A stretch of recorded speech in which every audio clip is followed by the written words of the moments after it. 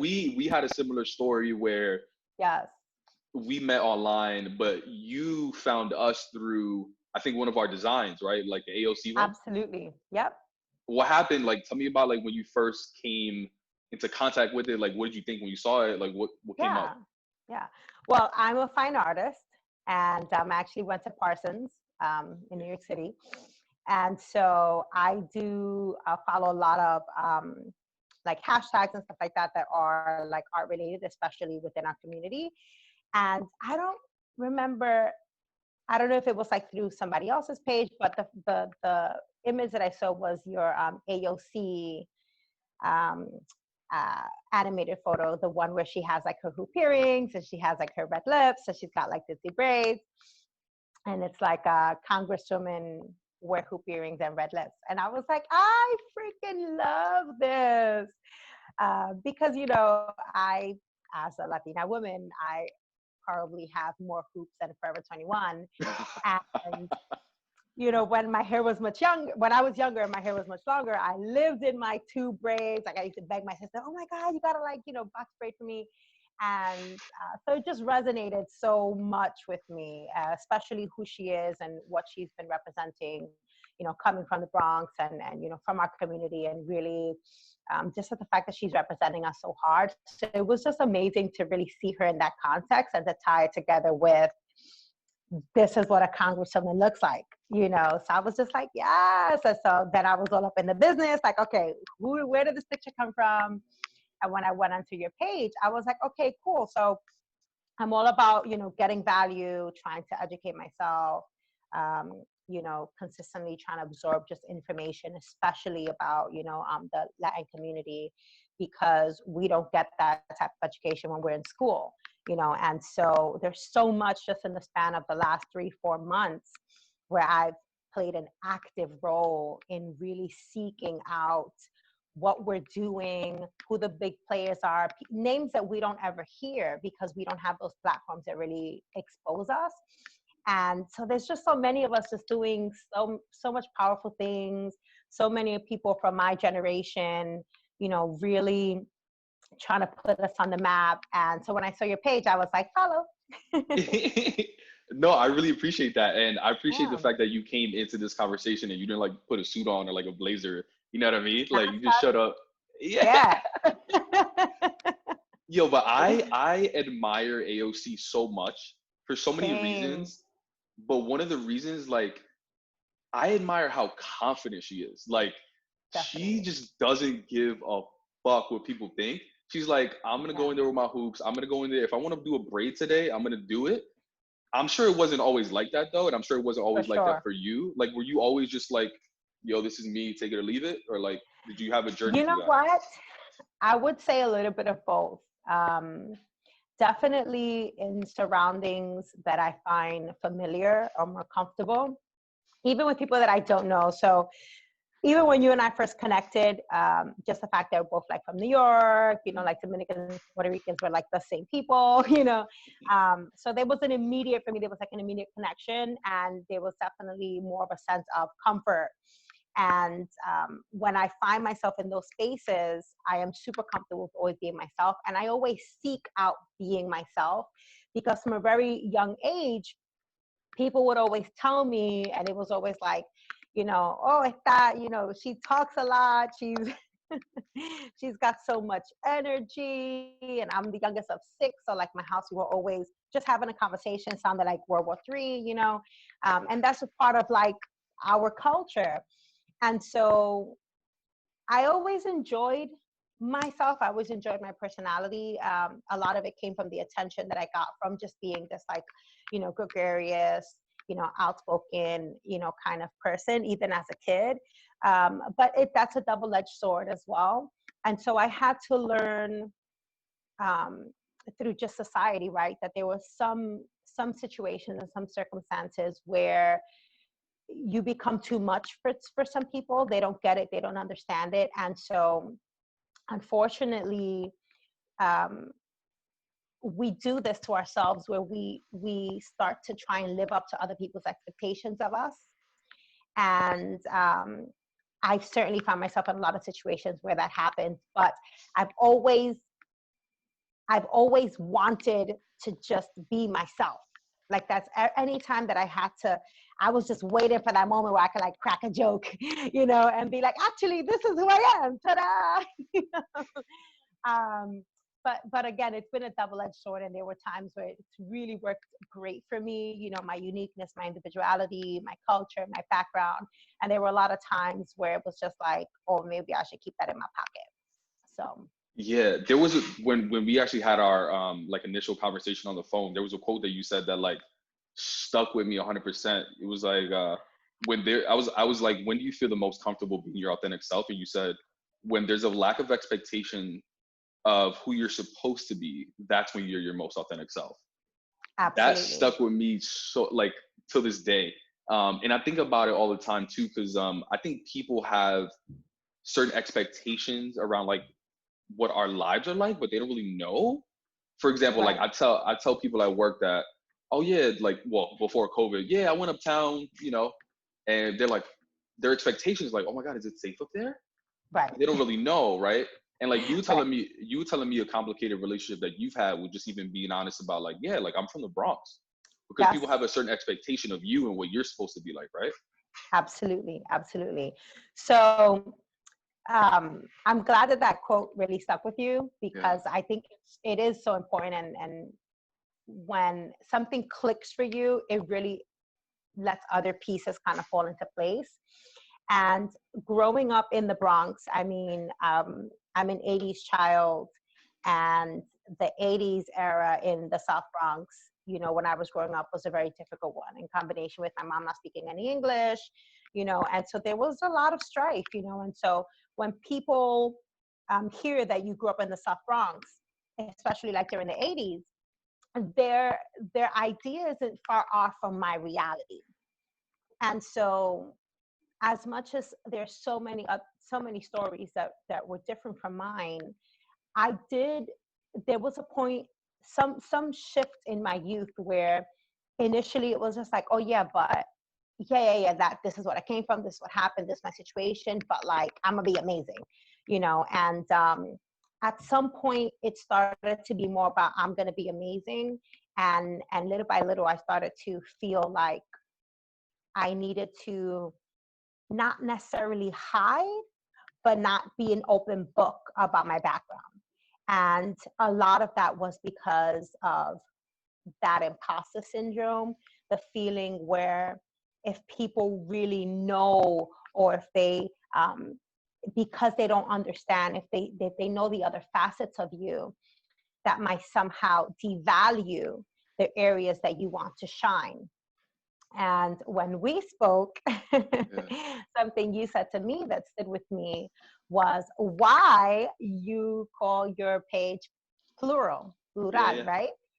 And, because we're not singular, we're so multifaceted, and it's so true. We spend so much time just wanting to show this two-dimensional version of ourselves, when the three-dimensional and the four-dimensional version is so much more amazing.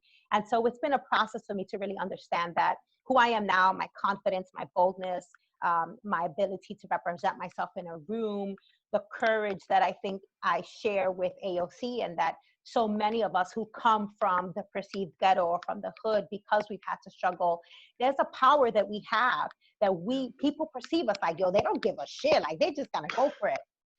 And it's like we do, but the big secret is we struggle with our confidence. We're not always sure, you know what I'm saying, but we do it anyways, because that's how we've always had to do it.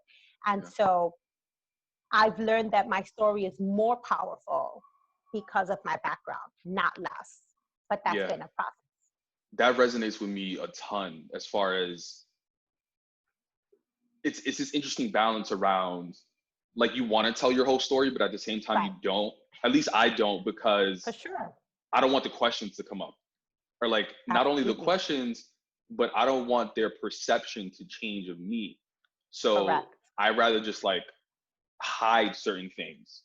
And like maybe one day I'll feel more comfortable letting out, but I Right. think so many of us hold on to some of those things, where it even like prevents us from building a relationship. You know what I mean? Like, Absolutely. I remember I said, everyone's like talking about their high school and at work, and I was like, oh yeah, I went to high school in the South Bronx. And then someone mentioned like, oh, I went to college in the Bronx, right? But I would have never known that if I never opened up and said that about Correct. me. You know what I mean? Like, what were some times or like situations where you felt like you had to like hold that in? Like, was it around where like potentially at work or like or in a situation where you weren't near people that looked like you? Is that why? Definitely both. Definitely both situations. I think this perception of professionalism Yeah. is a huge part of it, especially when you start to go up in the ladder. Mm-hmm. You know, I think sales associates, they be telling all their business in the break room, but once you're a manager, right, you're like, maybe, you know, and so Because you're a time leader back to now. correct, Yeah. correct. And so we start to get so caught up in the perception that people have of us, right? And so tying into what you said, we end up somewhere in limbo between not being quite ashamed, but not being quite proud, Right. right? Mm-hmm. And so at work, I would say 100%, but there were also times in circles where our backgrounds were different, where I experienced some situations where I was just like, okay, that was hurtful, but maybe I should just tone it down. So just to give an example, and it's funny because I thought of this after you and I spoke last week. A good friend of mine, good friend of mine, love her to death. I was a bridesmaid at her wedding. She's white. I went to a Super Bowl party at her house. I mean, I'm talking about I doubt that this is even a blip in her memory because to her it was a non-event. And everyone there was white. And anyways, we're all hanging out, we're watching the Super Bowl, and some play happens, and I'm just sitting there going, man, like this game is so boring, like nothing's happening, you know. And so I said it like once or twice, and all of a sudden, like out of nowhere, there's like one kid who I don't know his background, but he gave me like kind of frat boy vibes. He seemed to get like really irritated with me, and he just screams, "Oh, what do you want them to come out to the middle of the field with a gun and just start shooting?" And I was just like, What? yeah, I was probably like 18, 19. And I was just like, and I thought to myself, like, or score a touchdown, like make a play that's, you know, but I didn't say anything. I didn't say anything. I was so um, taken aback that the shock alone, I was just like, and everyone kind of laughed, and then the moment moved on, and then my friend goes, "Oh man, thank you so much for coming, Nani." Nani is like my family nickname, and so it kind of became this like joke and this like funny moment in like the group, and then it moved on so quickly that by the time I reacted, I was just like, "Wow, that was really hurtful," and it was at that moment I realized the perception that they must have had of me. And now that I think about it, and I'm kind of like tying the two together, that was around the time that I started to make the shift. Like in college, I would tell my story, no problem. Like, yeah, you know, this happened, that happened, you know, life was hard, but I'm good. And then I stopped kind of telling my story. But yeah, and so I was so like, and I remember just calling my boyfriend at the time and being like, "Can you come get me? Like, can you just come pick me up?" Because I was so embarrassed. I didn't even want to get up and leave. Like I needed to make up an excuse. Like, okay, oh, well, you know, this guy's here, so I'm gonna go ahead and go. And it's like, oh, okay, bye. But it was devastating to me. Yeah. It was devastating to me. And so, you know, when these things happen, and sometimes people who are close to you, friends, sometimes family, you know, sometimes even like a significant other, comments get made, and sometimes they don't realize how impacting and how hurtful it can be, that somebody has that perception or that stereotype of you, and it shifts the dynamic of your behavior, and I believe eventually of your personality. So it was hard, but I'm fortunate. I'm glad to say that I found my voice. Yeah, yeah. And I'm happy you did. But I agree. Like all it takes is one situation or one comment. Oh, you okay? I, no, I may have just kicked my desk, and my phone was like, "Goodbye." My phone was like, "You want a touchdown? I got your touchdown." Oh, But good. yes, I'm I'm glad. fine. That was good. That was a Continue. good save, though. That was a good save. I was. Thank you. No, I was gonna say, I mean, I'm sorry that happened to you, and there's so many stories like that where you probably walk in the Super Bowl party like, ooh, I'm looking good, like I'm chilling. Yes. And all it takes is that one comment for you to like feel so like belittled. And so just Correct. like, I'm just gonna close up. And not only that situation, but like you said, like you closed up moving forward and beyond. And you Yes. probably, and you said before that, right? Like you were opening up so much. You're like, ooh, this Yes. feels good. And then next thing you know, Yes. just like that one comment. Right. Um, Right. and what, how did you get from that to where you are now? And from my vantage point, it looks like complete 360, where you just like completely different and very confident and always being yourself and whatnot. Yeah. I always played confident really well. Played confident. Okay. Yes. I always played confident really well. I'm funny. And, I'm cute now too. But there was a time that I don't know how to comb my hair so great. I wasn't like the fashionista before you. Um, but I always knew I was funny and I relied on that a lot. And so, it just took one joke and making, the people that I was around laugh for me to be like, okay, I'm good. They like me. Right. But oftentimes I was not, I was just playing at being confident. And what happened to me a couple of years ago is I had this moment that I called like the awakening, where I recognized that I wasn't just playing confident, and I would feel confident in certain areas, but I was also playing at being happy. Interesting. Okay. And that was really a pivotal moment for me, because we don't know what we don't know. You know what I'm saying? Like, there's so many things that you're like, yeah, I'd like to learn about that. But bigger than that, we're not even aware of how much we don't know, right? So it's like you truly are like blind and lost. And I couldn't tell you why I wasn't happy. I couldn't tell you why I felt like I was just playing at being confident. All I knew was that I was deeply and profoundly unhappy. I had a good job, I had a great salary, married for many years. My son, like from the outside looking in, I was good. But um, a lot of that came from straying so far from who I thought I was going to be as a younger person. And what I discovered on that journey to find out first what I don't know, was that I was really comfortable in my ambiguity of being Latina. Tell me more. What do you mean? So my hair used to be blonde for like years. I had my hair blonde for years. You did say that. Yeah, yeah. And I would always straighten it. And again, if you ask me, I'd be like, I'm Puerto Rican. Like, I wasn't ashamed to say I was Puerto Rican. But if you didn't know, if you didn't ask me and you came to me and you started speaking Spanish, I would see that you visibly struggling, like, ¿cómo que se, how'd you, and I'd be like, you looking for the bathroom? It's over there, and it was like, why not just go to Spanish? And I was really comfortable in that ambiguity. And the reason for that was, again, I never really felt that connected to my community, because my own perception was that we love to party, Yeah. we love to drink.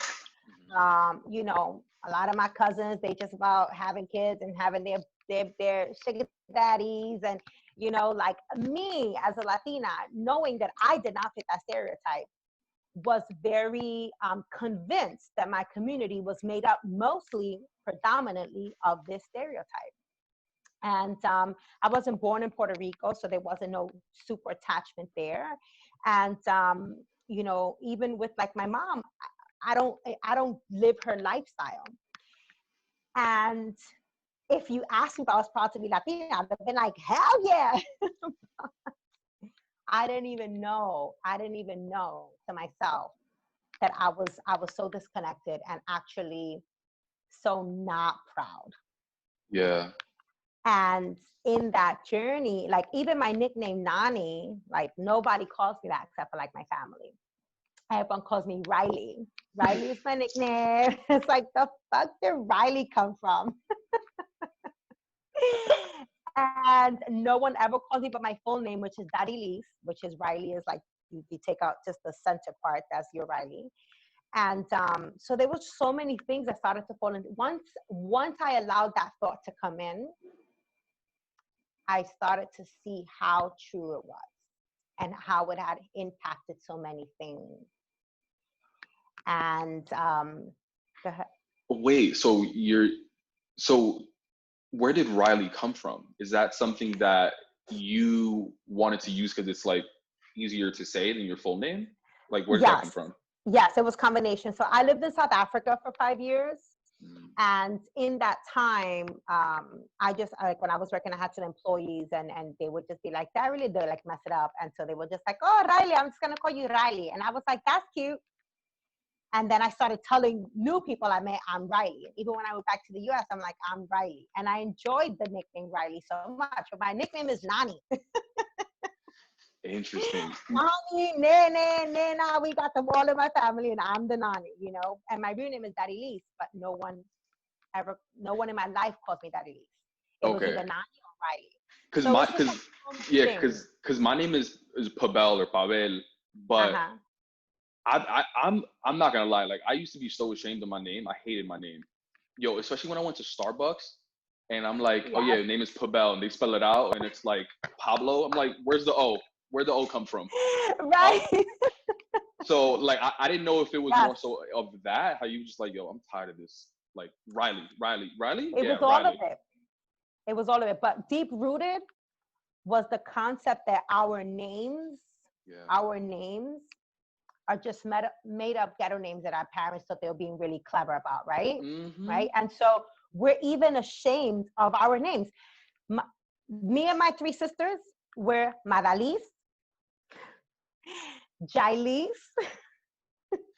and Darilyss. Yeah. Okay, so we don't get more Puerto Rican than that. And when people ask me my name, I'd be like, Riley. And before that, I was Nani. You know, it's funny. My friend's name is Chris, and he hates his name. He's like, I wish I had like Pavel or something. Yeah, he's Dominican though. But it's always, it's like no one's ever gonna be like the grass is always greener is what they say. You know what's funny about him though is that, and your story like instantly made me think of him. He's Dominican. His parents are, well, his mom's Dominican. His dad's like white and Cuban, but you know, and he's like loves Bad Bunny, be dancing bachata, salsa, all of that stuff. If you look at him, well, I think he looks Dominican, but him for a long time he was saying like, I'm not necessarily proud to say that I'm Dominican, and the reason for that is because the only images that I see of Dominicans are like smoking hookah. We have a bad reputation because all we do is like cheat. We have like side wives, smoking hookah, and then not only that, but he himself is a father, and he didn't see many. I mean, he had a father in his life, but he didn't see many positive role models in that sense. Right. So yeah, like there's so many. It's crazy because so many times we blame sort of like these external factors as far as like, oh, it was because of like work that I'm not myself. But a lot of times it's like our own families, our own like communities and cultures that make us ashamed of like who we really are, which is crazy. Absolutely. Isn't it? Isn't it? But if somebody came to you and told you that, chacho, you'd be offended. Like, no, te me están ofendiendo. Like, I love my bachata. Like, and that's the thing. I listen to almost exclusively to Spanish music. Always. I've always been that way. And so I thought because I could make arroz con gandules and I could sing every Mark Anthony song from his first album to his last, that I was proud to be Latina. You know what I'm saying? But truly, out in the world, it was separate from me. It was like 2 different things. And this is where I say, sometimes more often than not, how can we fix it when we're not even aware that we don't know that that's an issue?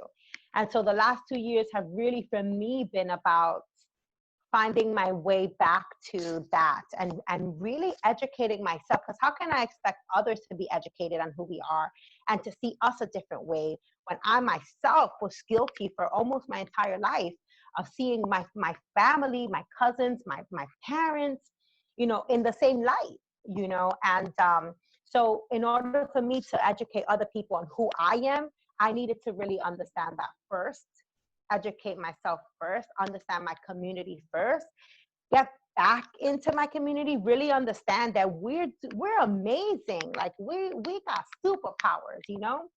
And then I can go out and say, all right. And for me, it's I'm grateful that that was my experience, because when I see somebody else's lack of knowledge or information, or when I see the stereotypes so prevalent in their mind, I can understand that it's not always from a place of malice. And so I can go into it in the angle of, nah, listen, cool, I thought that too. Like, no, I hear you. I can see why you would think that, but let me educate you. You know, so I can speak from a place of knowing, as opposed to being like, oh my God, I can't believe you think that about us. So that's my goal, to really educate myself and take other people with me. I love that. And even if you don't share that education with someone else, I think like what you said, most importantly is really for yourself too, right? Because how can Yeah. you, yeah, I'll just end it there. Like, it's really for yourself. That I love that. Yeah. And I have a bunch of friends that are taking that same route, and they recommended like a bunch of books, even from like a history standpoint, like where did some of these countries get their start from? And like, Right. it's some of the things that I'm trying to do is really shed light on some positive influences or positive figures that are in our community. Yeah. Because even my friend, like another friend that I had asked me a question like, oh, like, do you know any like Latino or Latina executives that I could look into, because I want to do like some project or whatever. Mm-hmm. And I was looking at my Instagram at all the like famous people and quotes that I was putting up, and all of them were musicians. All of them were like actors. And I was like, I need to do a better job of like finding other people beyond just like entertainment, so that I can provide a representation for people and say like, we can do more than that. You know what I mean? Right. Like, we're not just in Right. entertainment. We're not just actors and athletes. Like, we're CEOs and CMOs and like all these other amazing Correct. things. So that's some of what I'm trying to do as well. But yeah, like educating yourself is so important. I love that. Last question, because I know we're at time. What's one thing that just empowers and inspires you and encourages you to be your authentic self? I can give examples, but it can mean different things with different people. For sure. Now I really understand that imposter syndrome is not, it doesn't discriminate. Imposter syndrome is everywhere. I do work with a coach. I've been working with a coach. We spoke about that before. And I sat in a group of women, millionaires with multiple businesses, people who've been on Ellen, like everyday women like myself, people who are still at a 9-to-5 trying to leave. And we all had that in common. And I think for me, my mission and my goal is to stop hiding it, right? Because there's nothing more empowering that when you find something in common with the next person, right? Nothing is more freeing than when you find someone who understands you, right? Who gets it. We look for that in every relationship, whether it's in our spouse, whether it's in friends, whether it's in people that we work with. We want to be understood. And in order for you to really be your true and your authentic self, you have to just understand that you're a beacon. Everyone's trying to do that. And the second you come into that realization and you accept that power, no matter what it looks like, people are going to go, oh my God, finally, someone who looks, thinks, acts, behaves, talks, dresses, wears the same color lipstick as me, right? Not everyone will be your tribe, and that is okay.